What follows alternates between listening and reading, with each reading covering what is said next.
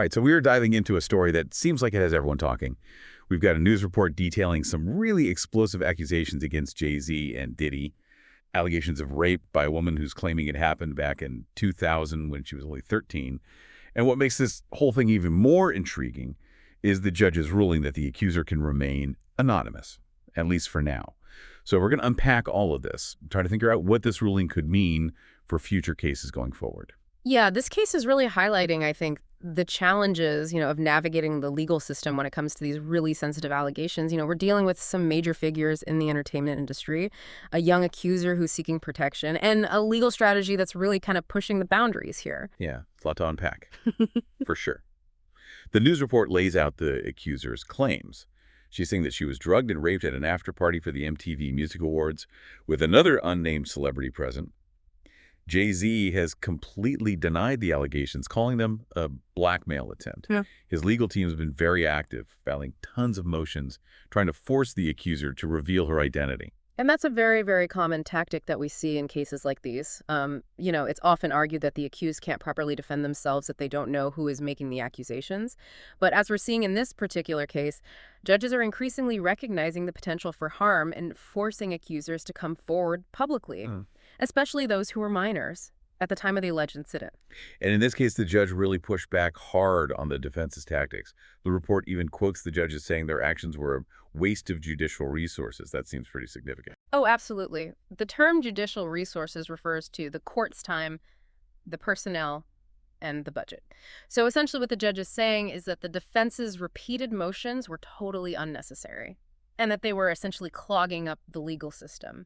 It really does strongly suggest that the judge believes there are very, very legitimate reasons for the accuser to remain anonymous at this stage of the game. Okay, so this chilling effect that the judge was talking about. Yeah. What exactly does that mean in this context? Well, the chilling effect refers to this idea that if people who are accusing someone are forced to reveal their identities, particularly in these very, very high-profile cases, it could completely discourage other victims from coming forward.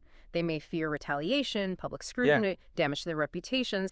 The judge is acknowledging that protecting the accuser's anonymity could actually encourage other people to come forward and report abuse or assault, because they know that they might have that same level of protection. That makes a lot of sense. It's like, why would anyone come forward if they knew they were going to be thrust into the spotlight and potentially face backlash, especially when they are dealing with something so traumatic? Exactly. And it's important to remember, this is a legal system built on the presumption of innocence until proven guilty. Forcing accusers to reveal their identities before the case even goes to trial could really, really prejudice potential jurors. Yeah. And really undermine the fairness of the proceedings. Okay, so the judge ruled in favor of anonymity, at least for now. But the report also mentions there's a chance the accuser might have to reveal her identity later on. What's the thinking there? Well, you see, the judge is trying to strike a balance here. On one hand, you have the accuser's right to privacy and protection. On the other hand, you have the defendant's right to a fair trial, which includes the ability to confront their accuser and challenge their testimony. The judge is basically saying that while anonymity is completely warranted at this stage, as the case progresses, and more information is needed for the defense to prepare, the accuser's identity might actually become relevant. So it's not a total guarantee of anonymity, but more of a temporary measure to protect the accuser, while still acknowledging the defendant's rights. Exactly. It's definitely a very, very complex situation. And you can see the judge is really trying to navigate these competing interests in a way that protects both sides, to the extent that's even possible. The report also includes a statement from Tony Busby, the lawyer representing the accuser, who says that they won't be bullied or intimidated by the defense's tactics. What do you make of that statement? It sounds to me like a very clear signal that they are ready for a fight. The language is very, very strong, suggesting that they see these motions from the defense as aggressive and potentially even an attempt to silence the accuser. It'll be very interesting to see how the legal teams for both sides handle this sensitive situation going forward. This whole case feels like it could be a turning point in how we approach these anonymous accusations. Yeah. What kind of impact do you think this ruling could have on other cases that are similar to this one? It's hard to say for sure, but it definitely sets a precedent.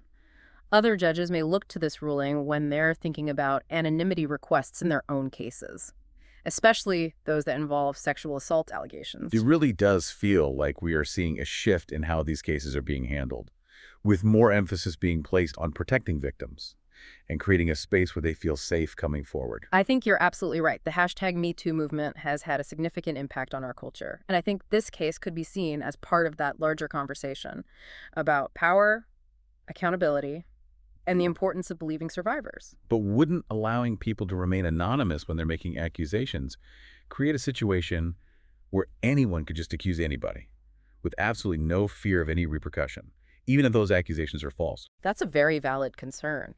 And it's something that the courts really have to weigh very carefully. Anonymity shouldn't be used as a way to shield people who are making false accusations. However, it's very important to remember that false accusations are statistically rare, and the vast majority of survivors face very significant barriers to reporting abuse or assault. So it's about finding that balance again, Yeah. protecting the accuser, but also ensuring the integrity of the legal process. Exactly. It's definitely a very, very complex issue.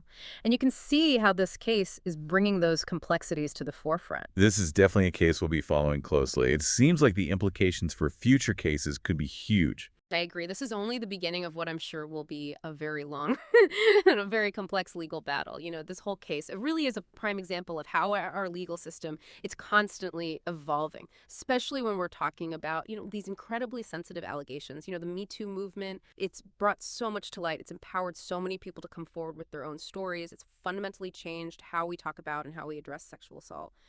And I think this case, with its focus on anonymity and the judge's, very strong words about the defense's tactics, it feels like it's a direct consequence of that cultural shift. Yeah, you're right. I remember when the Me Too movement first started gaining all this momentum, there was a lot of debate about due process and the presumption of innocence. Yeah. Some people were arguing that allowing these accusers to remain anonymous could actually lead to a rush to judgment and could damage the reputations of those accused without a fair trial.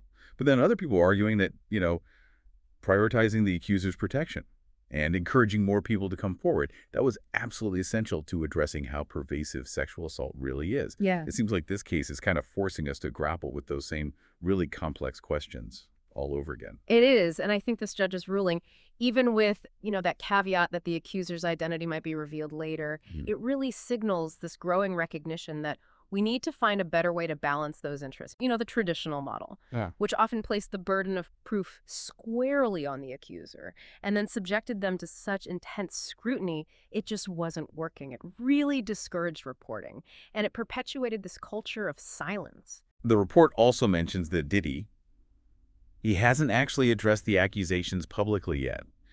Do you think that silence is a strategic move on the part of his legal team? Or is it more about just respecting the sensitivity of the situation? It's hard to say for certain without knowing their internal strategy. But in these types of cases that are so high profile, silence can be a real double-edged sword.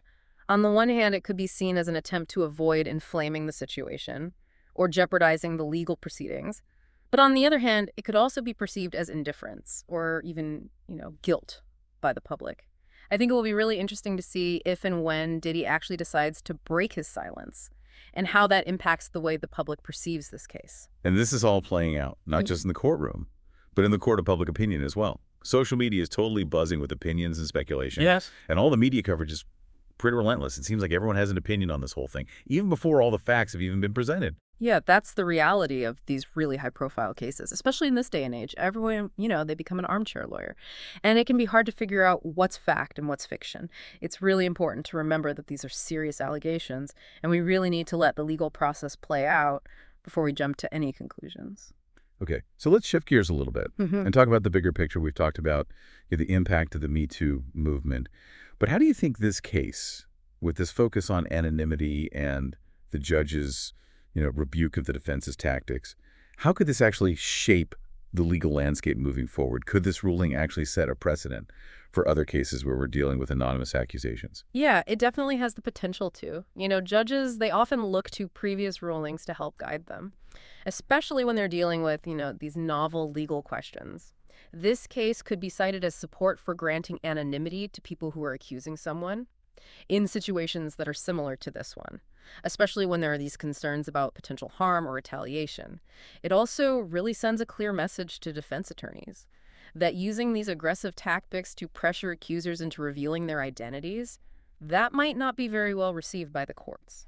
So it's not just about this specific case, then, but it's really about these potential ripple effects Yeah. that could impact the entire legal system.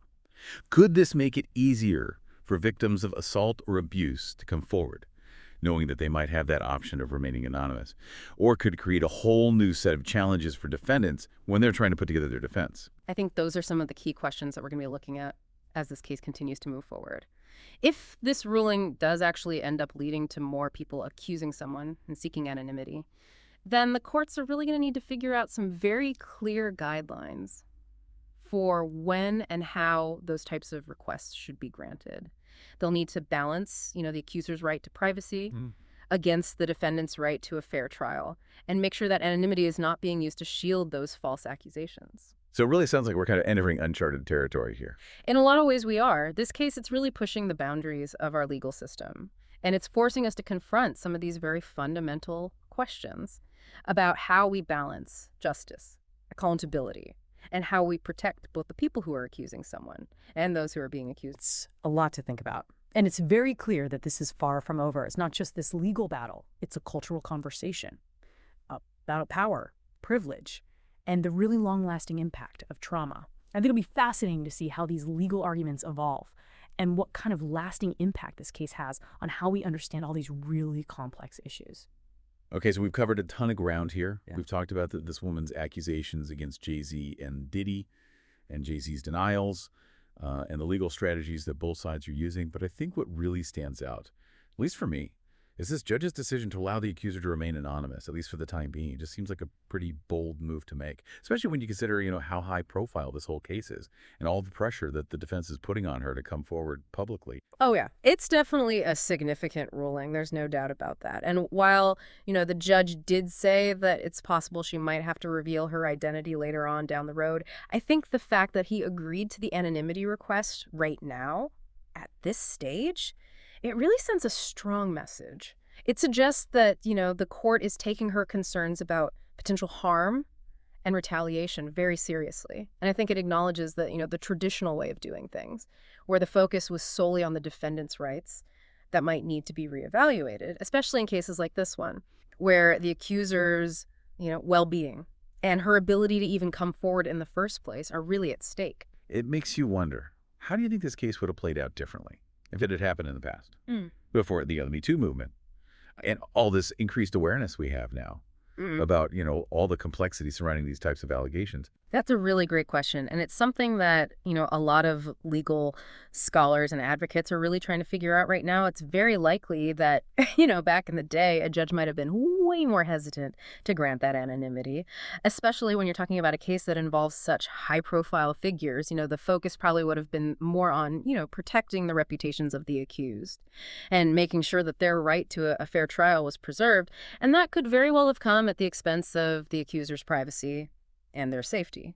So are you saying then that this case could be a sign of, real progress in terms of how our legal system is handling these types of cases? I think it's definitely a step in the right direction, for sure. It shows that the courts are, starting to become more sensitive to the challenges that survivors of sexual assault face. And they seem more willing to at least consider these measures, like anonymity.